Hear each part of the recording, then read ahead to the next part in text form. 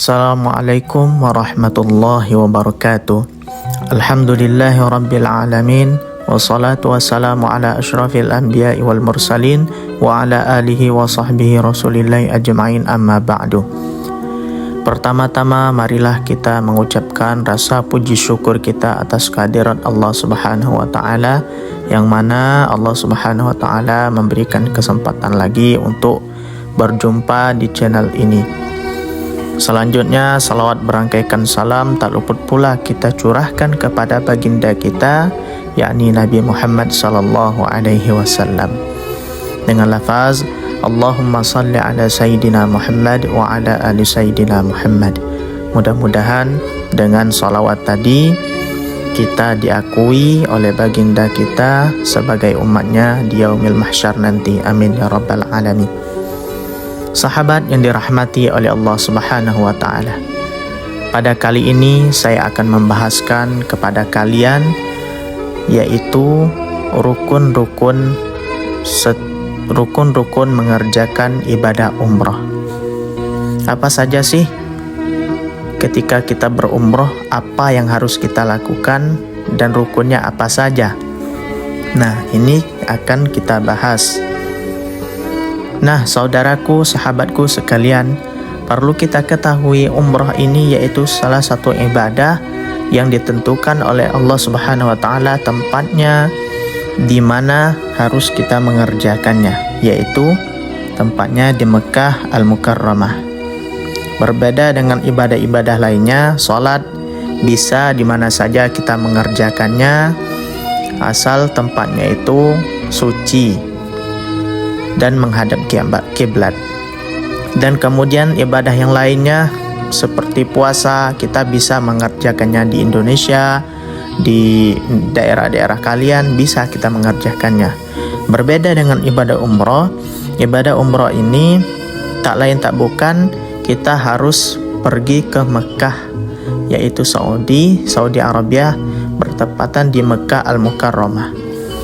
Nah, disitulah tempat yang telah ditetapkan oleh Allah Subhanahu wa taala untuk melaksanakan ibadah umrah maupun haji.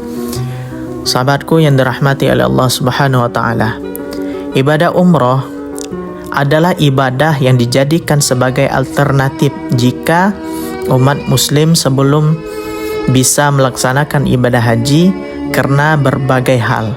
Salah satu perbedaan ibadah haji dan umrah adalah dari waktu pelaksanaannya, di mana ibadah umrah bisa dilakukan kapan saja, berbeda dengan ibadah haji yang harus dilakukan saat musim haji dan hanya 1 tahun sekali. Umrah sendiri dapat diartikan sebagai ziarah atau berkunjung ke Ka'bah untuk melakukan serangkaian ibadah di sana. Sama seperti ibadah lainnya, umrah juga memiliki rukun-rukun yang harus dilaksanakan. Nah, inilah kita akan membahas 5 rukun ibadah umrah. Apabila kita berumrah, 5 rukun ini jangan sampai kita lewatkan atau kita tinggalkan. Namun sebelum itu, alangkah baiknya bagi sahabat sekalian, untuk yang belum mensubscribe, diharapkan di-subscribe channel ini agar nantinya kalau kita mengupload video, kalian bisa mendapatkan notifikasi dari video kami.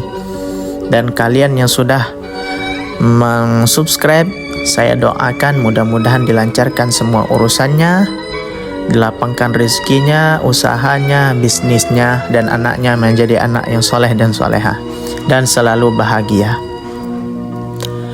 Anjuran melaksanakan ibadah umrah sendiri tertuang dalam ayat Al-Quran maupun Al-Hadis. Salah satunya adalah surah Al-Baqarah ayat 158. Bismillahirrahmanirrahim. Inna safa wal marwata min sya'airillah. Faman hajjal baita aw ya'tamara fala junaha alaihi ayyatawwafa bihima. Wa man tatawwa'a khairan fa innallaha syakirun alim. Artinya, sesungguhnya Safa dan Marwah adalah sebagian dari syiar Allah maka barang siapa yang beribadah haji ke Baitullah atau berumrah, maka tidak ada dosa baginya mengerjakan sa'i antara keduanya. Dan barang siapa yang mengerjakan sesuatu kebajikan dengan kerelaan hati, maka sesungguhnya Allah Maha mensyukuri kebaikan lagi Maha mengetahui. Setelah mengetahui dasar hukum umrah dalam Al-Quran, selanjutnya adalah mengetahui rukun-rukun umrah yang berjumlah 5 dan wajib dilaksanakan agar ibadah umrah menjadi sah. Rukun umrah yang pertama yaitu berihram atau niat menjadikan kegiatan untuk mengawali ibadah umrah. Selain niat sebelum melakukan ibadah umrah, seorang muslim juga wajib mengenakan pakaian ihram atau kain tanpa jahitan dan melafalkan niat dari miqat atau titik awal mulai ibadah umrah. Nah sahabatku, ketika kita berumrah, kita diwajibkan untuk mengambil niat di tempat yang telah ditetapkan dalam syariat Islam, yaitu yang sekarang juga ada masjidnya. Jikalau kita melakukan ibadah kemudian kita ambil niatnya, yaitu di masjid. Masjidnya ada 5. Yang pertama Masjid Sayyidah Aisyah, itu yang paling dekat di masjid di antara Mekah. Kemudian ada namanya Ja'rona, itu juga tempat untuk mengambil niat umrah. Kemudian ada juga Yalamlam. Kemudian ada juga Bi'ir Ali. Nah, itulah tempat yang kita bisa untuk mengambil niat umrah. Yang kedua, rukun yang kedua yaitu tawaf. Tawaf merupakan rukun umrah yang kedua, dan tawaf adalah mengelilingi Ka'bah sebanyak 7 kali. Titik awal mulai tawaf adalah di Hajar Aswad. Saat melakukan tawaf sangat dianjurkan untuk mengusap Hajar Aswad. Karena Ka'bah selalu ramai oleh umat Islam, maka jika tidak memungkinkan untuk mengusap Hajar Aswad, maka bisa dengan melambaikan tangan. Rukun umrah yang ketiga yaitu sa'i menjadi rukun umrah yang ketiga. Sa'i sendiri adalah kegiatan berlari-lari kecil dari Bukit Safa menuju Bukit Marwah. Sa'i dilakukan sebanyak 7 kali. Pada melakukan sa'i tidak ada bacaan doa yang dikhususkan, jadi diperbolehkan untuk membaca doa sesuai dengan yang diinginkan. Dan rukun yang keempat yaitu tahallul.